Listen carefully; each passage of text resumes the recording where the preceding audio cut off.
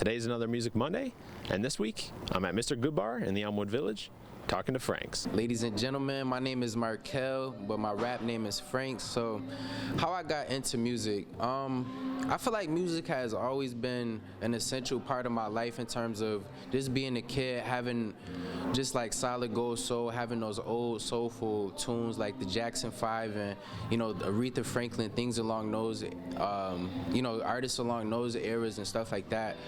Just having my grandmother, play those things, it really influenced me to really just have a passion for music and a love for just the concept of what music was. And I really didn't get introduced to the concept of rapping until my uncle, whose name is M.A., he came home from school one time, and he was in 8th grade. I was in 3rd grade around this time, and so, I didn't have any older siblings, so looking up to him, it was like he came home with a CD with just like tunes that he made at an after-school program, and so I was like, man, I want to do that too, and so that's how I really got into the concept of writing my own music, and then, along this from 9 till, I guess now it's definitely been a journey.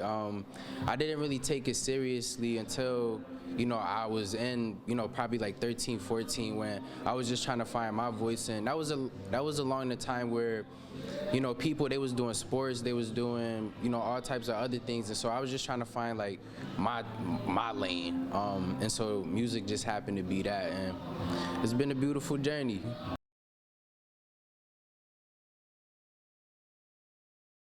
So the name Franks came from the basement of one of my boys' cribs. His name is Hops, that's my brother. And so it was me and my other brother Terrence, and so they went to Kenesha's, I went to Joe's, but we had a connection since we was kids in a program called Buffalo Prep, and so we was just making nicknames for each other, and then the concept of that just happened to be around currencies, different currencies around the world. Like that's when ASAP Rocky pesos was out and stuff like that, and I guess that was just the thing we was bouncing ideas off of. So my friend Hops, his name was like Jimmy Pounds, so like going off of like UK pounds. My other brother was Terry Euro, going off of euros, and so I was like, I don't want dollars, I don't want pesos, I don't want none of those other things. So I was like, Franks. Like Swiss francs, that sounds so hard, and so they didn't end up sticking with those names. I still call my brother Terry Euro that because it still stick with, he played ball and stuff like that, so I still call him that. But Franks, that just happened to stick with me throughout the years, and I was just trying to figure out what could my name be. So when I started dropping music, it was under Markel J. That was just my username on SoundCloud, Reverb Nation, like all of those like sites that I was just putting my music out through. And so Franks just happened to be something that clicked. I was like, all right. And so with that, I decided to come up with, different acronyms for what Franks means. So a few of those is frequently rapping about nonsense concerning society. I know that's a mouthful. We have family remains and never come second. And then we have forever remembered and never considered stagnant. So those are some virtues that I actually go by. So it's kind of why I stuck around with that name.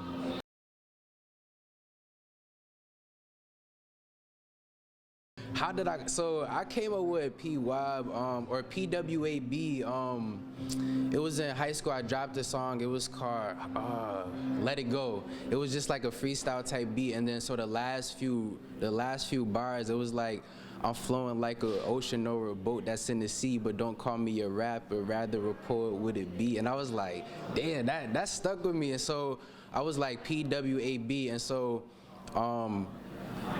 I had that as like kind of a Facebook name, or I had it like a Twitter name for a little bit, and people started to call me that for a little bit. And my one brother, his name is Caleb, I call him Gandhi. He's the one who gave it an actual pronunciation to it. So he was like PWAB, and so I was like, damn, that really clicks. And so in music, a lot of people, they have a signature phrase, a signature word, and to let people know who they are, like to stamp themselves in. So that's why I put that intentionally in the beginning of all my verses. Like, this is who I am, Pete Wild. Like, this is poetry. This is not like considered your average rapping,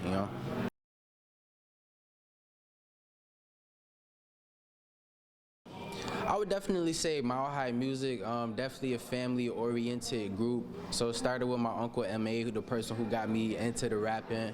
There's Yo Lee, Karma, Check Jordan. It's a whole list of like great people down there. Who else? So I haven't really tapped in with too many local artists. I would say Buffalo Kid Tone, actually. He's been doing a lot of my newer production. Like, we tapped in from, my second album, Liberation, and ever since then, we kind of been, just doing a lot of creativity and, continuing to build on that foundation that we established like then. So I would say those are some of the people that I love working with, but I would love to continue to stay tapped into the Buffalo culture and work with a lot more people,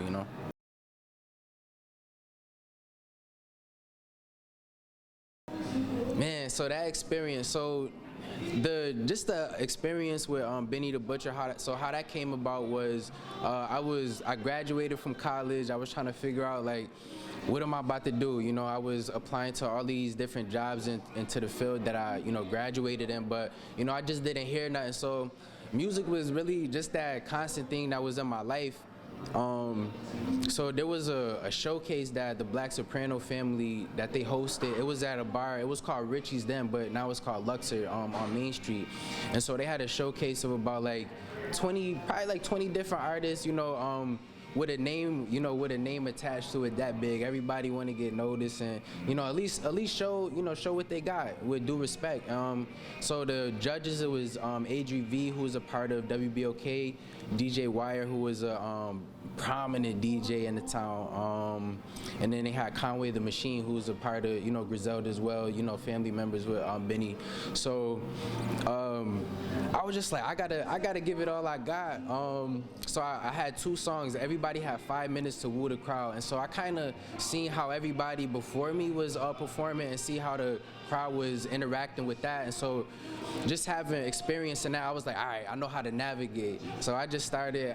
It was packed, so I'm like, all right, make some noise if it's hot as hell in here, and then everybody, they just started going crazy, and I was like, all right, I got them. So now I can tell my story. Now I can spit these songs and stuff like that. So I just, I did my thing, and, after that, I ended up being first place, in that showcase, and it was being able to go on tour with Benny the Butcher and things like that. And so that experience, it really was a foundational piece into my music career. It showed me that, like, I really could do it. Like, all of the things that I dreamed about and that I thought about as a kid, like, even, imagining these moments, like, it was like, this really solidified it. Like, I'm here where I need to be.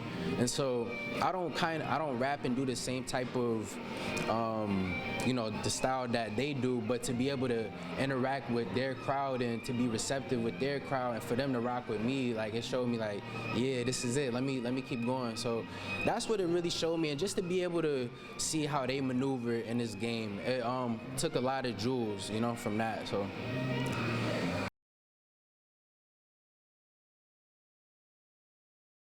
So prior to that, so that was kind of like a, foreshadowing. The moment of, the rhythm and flow moment was kind of foreshadowed that moment of being with Benny and stuff like that. So January 2019, I was able to, I filmed like a taping audition that they had for the show Rhythm and Flow. It's just like a new thing, and so it was kind of like a rap American Idol. That's how I kind of seen it as. And so I kind of just applied for it. It was my senior year of college, and I was just like, let me just go for it. Why not? So to be able to hear back from them and for them to be interested, I was like, oh, wow. So I had to do like a YouTube like tape audition for them to review. And then after that, it kind of like flew me out to New York City. I was at the, I think it's called SOB's, one of the like famous venues in like Manhattan, and it was a dope experience, like just to be around those caliber of rappers, like even to be around like some of the finalists and things like that who did make it on the show and things like that. But it showed me like I had a lot of potential. That's what that's what the judges said. So Cardi B, like Fat Joe, Jadakiss, they kind of said like, yeah, you got potential, but like, it's just not your time right now. Like, you let us see you kind of nervous, like, and it's more than when you get into that side of the music, the business part, like you see it's more than just the lyrics, it's more than just the beats and stuff like that. It's how you maneuver, how do you present yourself, are you even confident in who you are? So those are some of the things that I got from that. And I was nervous then. It was just a lot of pressure and a lot of things I was thinking about in those moments that didn't allow me to perform to my greatest height. But it was still a dope experience just to be able to interact with like real life celebrities, you know? So.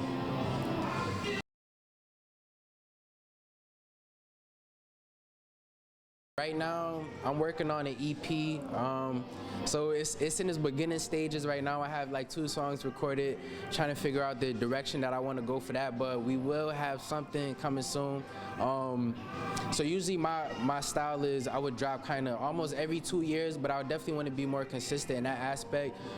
At the college that I work at, SUNY Oswego, I collaborated with one of the communications professors where the students for their final project, they're going to be making music videos to some of the songs from my last project, The Butterfly Effect. So I'm excited for y'all to see that. I'm excited for myself to see that.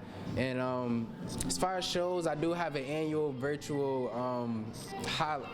Christmas kind of themed show that I have. I go to Nashville, I visit my grandmother, my grandfather there, and my family, and just perform all of my greatest hits at the moment on Instagram Live. So stay tuned for that. My Instagram is That's Franks, THATS FRANCS. That's Franks, all one word. The Butterfly Effects is my most current project. I dropped that this August. And so that was just a project of me just showing the world where I'm at in terms of my growth, my experiences that I've had, you know, to this point, and you know, just where I plan to go.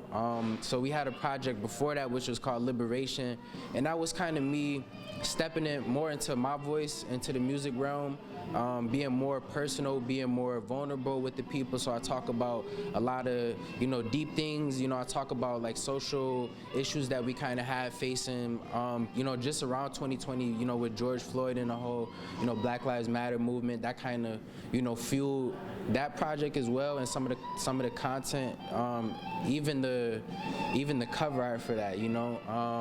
And then before that, so my first album, Frank's album, that kind of just set the platform of who Markel is and, you know, who Franks represents. So Franks is the voice, but Markel is the person, the kind of like the genius behind the Frankenstein in that type of sense. So, and then I have a whole bunch of other mixtapes and things like that that y'all can look at.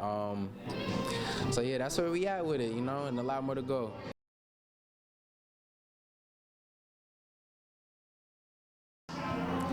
I like a lot of. I would put somebody in the R&B category first, just to set that vibe. I would say Snow Allegra, just to set that vibe, get the tone, because I'm a more, you know, be here, be present, more feeling type person. So she'll provide that, you know, that tone.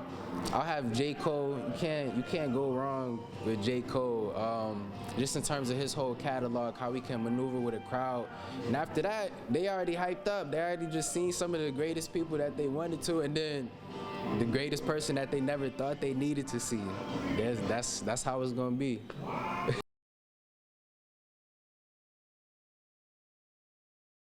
My favorite song to have performed in my last performances have been a song called Take a Stand.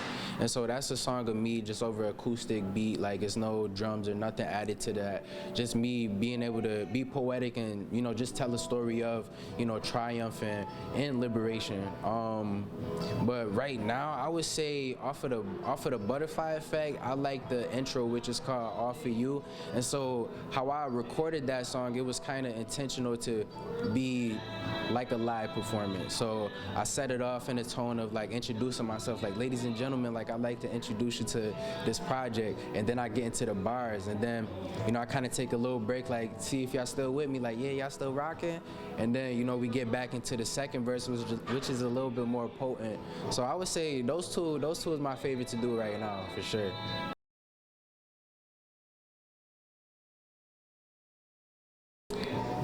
One of the The biggest messages I want to leave with everybody out there is to just be you, you know, and be gracefully, be unapologetically you. This life is hard, so you know, whatever you can do within great and healthy boundaries that's gonna make you happy, do it. And my motto, I can't forget it. It's something that I live by. It's something that you all should live by. It goes like, it's a beautiful day to have a beautiful day, so we should all have one. And with that, ladies and gentlemen, that's how we're gonna do it. That was Frank's. I'll have all of his links down below if you want to check out his music. And for Music Monday, I'm Adam Duke, News 4.